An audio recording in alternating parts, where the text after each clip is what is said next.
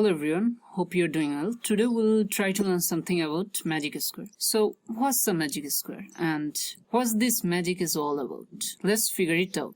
So as the name suggests, there must be a square and also there should be some kind of magic involved. So and how these two are going to combine through. A magic square can be of several orders. It can be a 3x3 magic square, or it can be 4x4, or even it can be 15x15. So it can be basically of any orders except 2. There isn't any 2x2 magic square, or there isn't any 1x1 magic square, because that will be just simply 1 and there's no fun involved. And also if we consider that every number should be distinct, then every number should be different, then 2x2 magic square won't exist. What's the condition of something to be a magic square? If we sum all the entities in a row or in a column or even diagonally, they should sum up to a constant number in every time. The number can't be different. So that's the condition of something to be considered as a magic square. So the magic square of the lowest order or the simplest should be just 3x3 magic square. And to talk about a 3x3 magic square, we have to discuss something about history too. So the legend says that in ancient China, maybe it was 2,000 or 3,000 years ago, in ancient China, legend says that there was a river, and at the time when there was a flood, the people of China, they used to sacrifice something to the god of river, so to calm his anger, so that the flood wouldn't damage that much. It would not cause much harm. So they were confused that how many things they have to sacrifice. They're waiting for some signals from god of river, and at the time a turtle came from the river Loshu. The flood was in that river, and so when they were waiting for the signals from the god of river, Loshu river, a turtle showed up, and in the skull of the, or upper skeleton, whatever that is, of the turtle, there was some symbolic figures.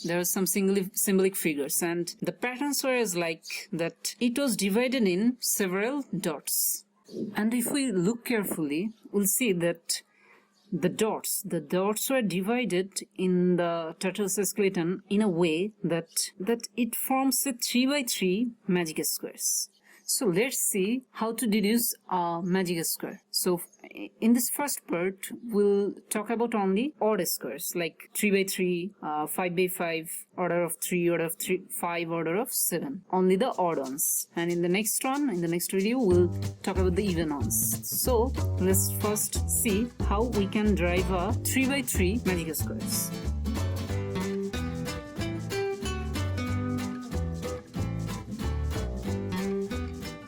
So let's first put 1 here. So the concept is we have to put 1 to 9. In this 3x3 magic square, we can see there is 9 cells, and we have to put the numbers 1 to 9 in different cells in a way so that all the time, row-wise, column-wise, or even diagonally, they add up to a particular number. So to do that, let's say that we put the first number 1 here.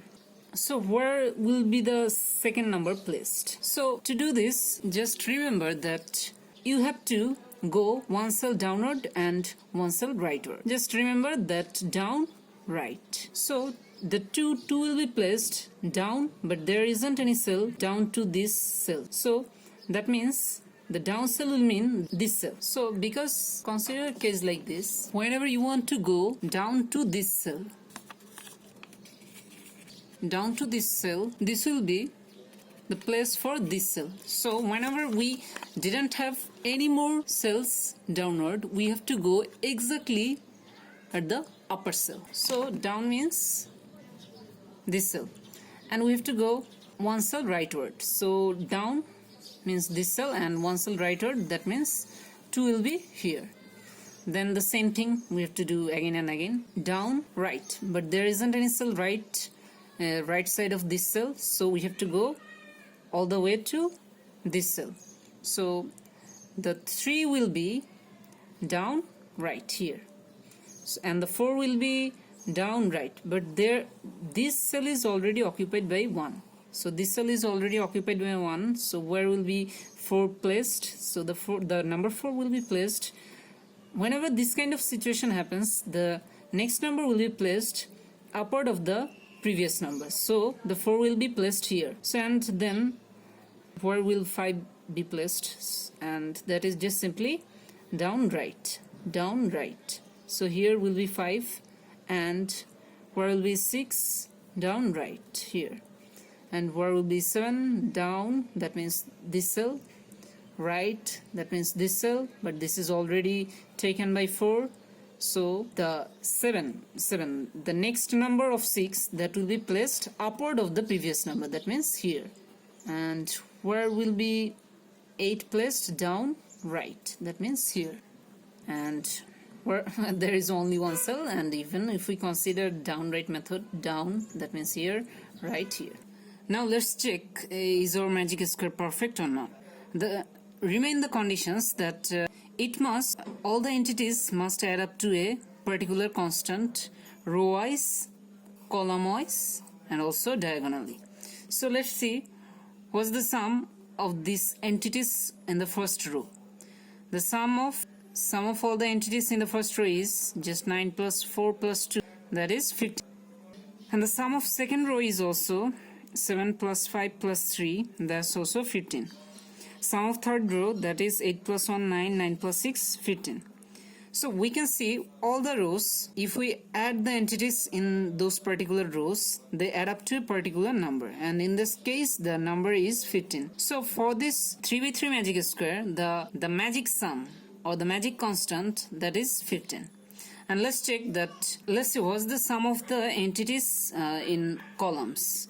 So you can see 4 plus 3, 7 plus 8, that comes up to be 15. Same way for the second column, 9 plus 5 plus 1, that's also 15. And for the third column, 7 plus 2, 9, 9 plus 6, 15. Let's take the sum diagonally, and that is 5 plus 4, 9, 9 plus 6, that also comes out to be 15. And for this diagonal, this also comes out to be 15. So we are seeing that the magic square is perfect because it met all the condition of a square to be considered as a magic square. And now always keep that in mind, that this isn't the only form of a 3 order, of a third order, or 3 into 3 or 3 by 3 magic square. There can be other forms as usual. You can see we can get various forms by just rotating it. If we rotate it, that will be another form. If we rotate it, that will be another form. So there can be multiple forms of this third order magic square. Also we can flip it by any diagonal and derive other forms too. And also to derive its third order magic square, instead of this downright method, we can use other method, right? We can use upright method too. And let's see, but before that, how can we know that what will be the magic sum for a magic square of particular order? What will be the magic sum? How to calculate the magic sum beforehand? And that's just simply, for a 3 by 3 magic square, there will be numbers from 1 to 9. So the total sum will be 1 plus 2 plus 3 plus 4 plus 5 plus 6. And we don't have to sum it like 1 plus 2 plus 3. We know that to sum natural numbers, we can see this is 1, 2, up to 9. So we can just simply use the formula for the summation of natural numbers 1 to n. And what is that? That is just simply n into n plus 1 by 2. So it will be also 9 into 9 plus 1 by 2. So that comes out to be 45. So this is 45. And we have to divide it by 3. And if we divide it by 3, 45 by 3, we'll get our magic sum for third order magic square. And why we are dividing by 3? Because we are working with the third order magic square. That's why we're dividing it by 3. If we work with fifth order magic square, then we have to divide it by 5. And also the sum will be, for fifth order magic square, the sum will be up to 25. 1 plus 2 plus 3 plus 4 plus up to 25. And now you can ask that why we are dividing it by 3. You can think it like, in a way like, let's say, what is the magic sum? The magic sum will be same for all the rows. Let's say we don't know what the magic sum is. Let's say the magic sum is just m. So the sum for this will be m, and this will also be m, and this will be also m. So the total sum of these 3 rows will be 3m, and this will cover all the elements. This will cover all the elements. So this must be equal to the total sum of all the entities. So 3m must be equal to 45. So that means m will be just simply 45 by 3, or I mean 15. We could also deduce this 3 by 3 magic square by upright method. Remember, when we tried with the downright method, we put our first element. We put our first element of our magic square here.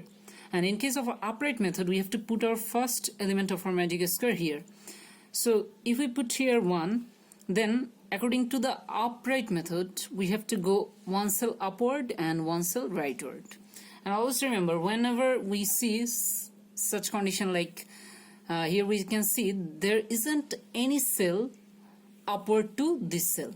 So in that case, what we have to do, we have also told this earlier, that whenever we have to go up of this cell, whenever we have to go up of this cell, we have to consider it in a cylindrical manner. So up of this cell will be this cell, up of this cell will be this cell. Same way, whenever we have to go right,